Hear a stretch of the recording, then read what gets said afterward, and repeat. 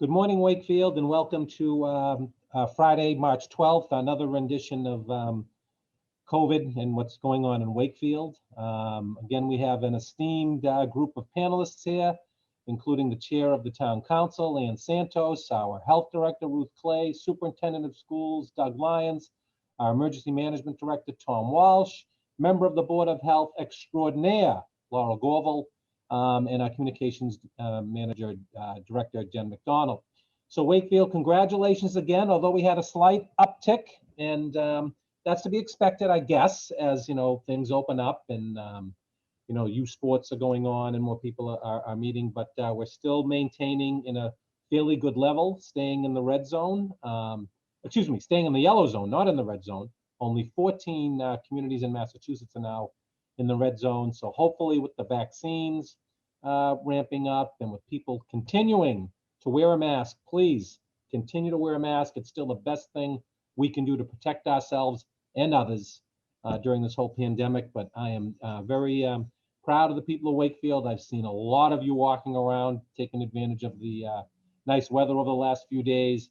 And I would say the vast majority of you are continuing to wear a mask. And I noticed yesterday a lot of small socially distanced groups sitting on the common with their lawn chairs and chatting and having their iced coffee or whatever. So I thought that was great. It certainly warmed my heart, but Wakefield continues to do a pretty good job. So I do appreciate that. Can we show that chart, Ryan, just because I love to show charts? So anyways, here we are, case count for the last 14 days. And there's always a lag between what the state, puts out and what we have in our own health department. But Wakefield, as you can see here, continues to remain in the yellow area. 2 weeks that we showed last week, we had 79 case count. This is 93, so that's a little bit of an uptick, but we are still showing okay. I'd love to get that. I'd love to see the green again, guys, so then I can sing, like Kermit the Frog. But we'll have to see what happens with that. But a real great job, and let's keep up the good work. Can we show the map now? Great. Now I think only 14 communities they mentioned today, and a couple of months ago this was basically all red in our area. So this is certainly welcome news for everyone. We seem to be turning the corner. So let's just hope that we continue on. But I'm very proud of the crowd and what we've been doing. So I'm going to turn it over right now to Ruth for some words of wisdom. Then we'll go around our panelists. Ruth, thanks, Steve, and thanks, everybody. Oh, sorry. You're on. You're on. Yeah, okay. So, sorry. Thanks, everybody, and great to see everybody again on the weather finally turning, and everybody's certainly much happier. Our vaccination clinics are coming to a close. They've been hugely successful. A lot of very positive feedback, which makes all of us feel really good. Our last clinic will be a week from today at the Converse Center, and it is for second doses for people who have already received first doses from us. So it is not an open clinic. The people doses a few weeks ago will be coming back to get their second doses. We are also doing the Housing Authority building and homebound. So if anybody leave their home, that's what we mean by homebound. Can't get out to a doctor's appointment or groceries or things like that, then we are doing homebound visits. So just call our office at 781-246-6375. And we are putting together the list because, again, it's multi-dose vials. We're putting lists together in groups of 10, and we'll have teams of nurses going out to do that. And we hope to have first doses done for all of our home next 2 weeks. And then we're pretty much out of the vaccination business. So on to other parts of COVID-19. There will be new guidance posted later this afternoon on the state website about indoor and outdoor gatherings. Again, the March 22nd is not a hard date. It's a date assuming public health data is still all right. The new indoor and outdoor gathering, further refinements of the guidelines will be posted on the state website. They didn't say when, but sometime later this afternoon. So I know there's a lot of people who are ready to get out there and have events, indoors and outdoors. And so rather than calling my office or the town manager's office, it will be on the state website so you can see all the details. Certain parts are not ready to open, including walks around, out of those. Festival by the Lake in June. We're gonna just have to wait closer till then to see how we're at, because some of these are phase 4. I think what Ruth is saying, Ruth is kind of, so that's all. yeah, I think Ruth is having a little bit problem with their connectivity there. I think what she's saying is that look at those guidance, because just because the economy is opening up, that doesn't mean these big festivals can happen, these big, multi-thousand events can happen, big walks around the lake. So we have to be very careful and very vigilant, and we will disseminate those guidance from the state, because we're getting a lot of calls on here to do it. So I think that's what you were trying to say, Ruth, before you kind of went astray. We'll come back to Ruth. Tom, do you have anything to add? Sorry. Oh, there you go. Maybe that's better. Okay. Yeah, I got disconnected for a minute. I apologize. I don't know. I'm just sitting here doing nothing, and I somehow lost you all. But anyway, yeah, so the restaurants still have some guidelines, but the maximum number of people have been lifted. Bars are still not allowed, as in, regular bars. But again, more of that information is coming out on a daily basis. So keep watching the state website. We'll continue to have live links on the town website to new things. And if there are specific things related to a particular sector, like restaurants that we have distribution lists for, we'll communicate that directly also. Okay. Thank you, Ruth. Thank you very much. Tom. Sorry, Doug. Good morning. I just to reiterate some things is that as of March 10th, the state had almost 26,000 active cases. So that tells you we're still, having our problems with the disease. And in the past 2 weeks, the vast majority of new cases, over 85% of them, have been from people under 60. So it tells us our older people are taking care of business, but the younger people are not being as careful. So we'd like to see that change a little bit. I mean, there's been some good news. As of yesterday, over 819,000 people were fully vaccinated in the state. That's great. But there's 6.8 million people that live here. So we need something north of 5 million to make this effective. So we're not out of the woods yet. Don't become complacent, don't let your guard down. We're going to get there, but just got to wait a little while longer, a month or two, and we should be a little better off. But you got to be, the social distance and wear your mask are just really important to keep going at this point. Excellent. Excellent. Thank you, Tom. Ann, Madam Chair.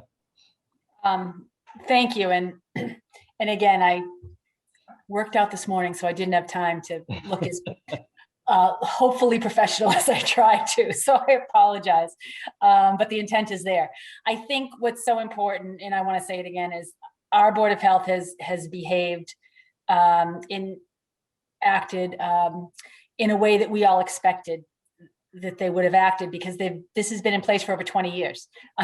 I remember when I was a member of the Board of Health, when H1N1 hit. I mean, this is not something that is a surprise. And I think it's why Wakefield has done such a good job. So again, thank you to all of you and to Tom.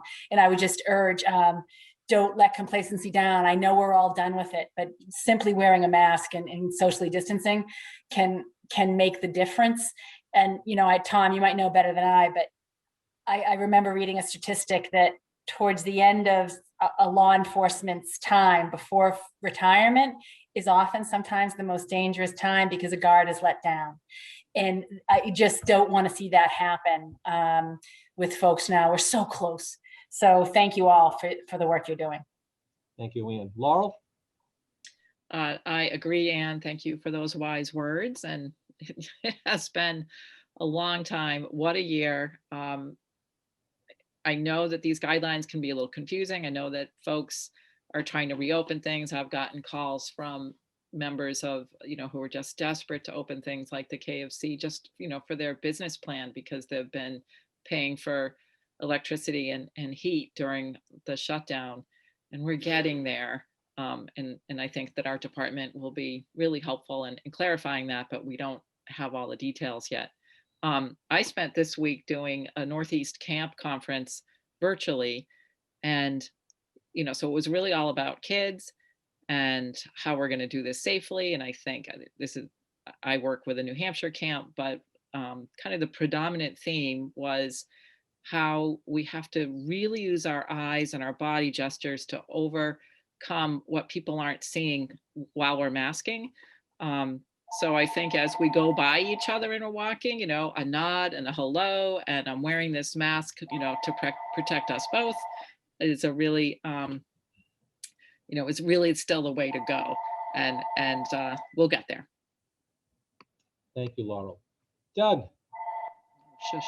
Doug, you look pretty good. You didn't get beat up too much last night at FinCom. You look good today. Oh, FinCom was good last night. It's a pleasure to be there and be able to present this year's budget, right? Right, And so absolutely. there's some irony in that we're here today, right? So 1 year ago today was a Thursday, right? Ahead of Friday the 13th, when we closed school, right? And in the spring, we closed school from March 13th until the end of the year, which amounted to 61 school days, where we pivoted or shifted to a full remote plan, only to open in the fall with social distancing on modified or hybrid schedules, right? And so, we've learned a lot.